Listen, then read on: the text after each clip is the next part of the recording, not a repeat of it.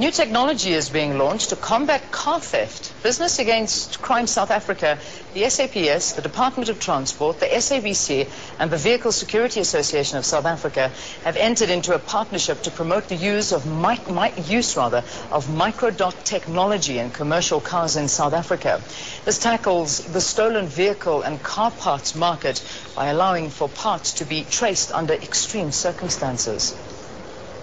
Most cars don't end up like this, but Business Against Crime subjected one vehicle to an explosion at temperatures of about 2,700 degrees Celsius to illustrate the indestructible nature of the Microdot technology. 3, 2, 1.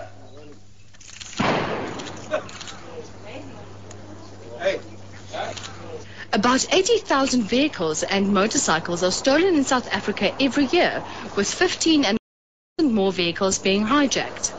By placing 10,000 microscopic dots with unique codes all over a car, the authorities can track various vehicles even after a chop shop has finished with it.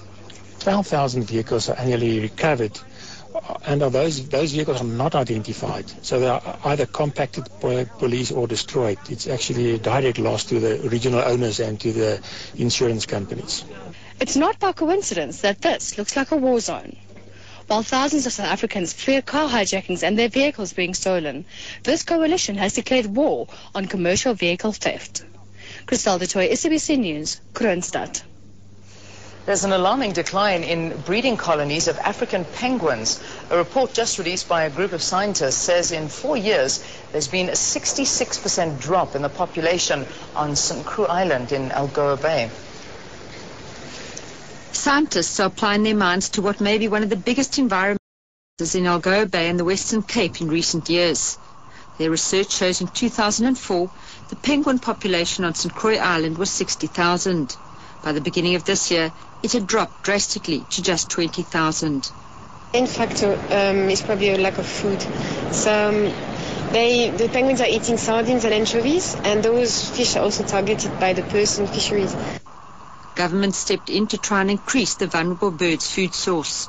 It barred sardine and fishing with nets around St. Croix and Dussin Islands for 2 years. Early indications point to an improvement, but it's likely the ban will have to be prolonged if the desired results are to be achieved. We need at least 2 years, so another year of study to see, to really show the difference. And normally this experiment will also be extended for another 2 years, so 4 years in total. And I hope after those 4 years to really show that it makes a difference.